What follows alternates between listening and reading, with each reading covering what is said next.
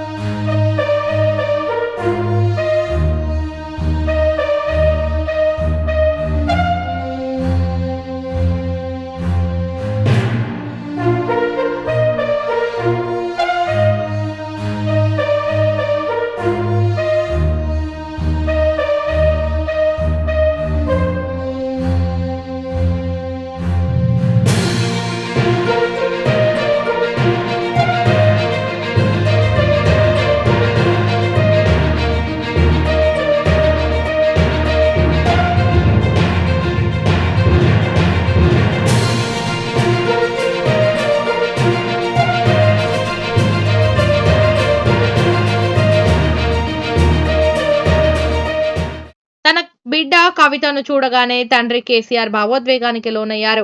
తండ్రి పాదాలకు కవిత నమస్కరించారు. బిడ్డను ఆప్యాయంగా గుండెలకు హత్తుకొని ఆశీర్వదించారు.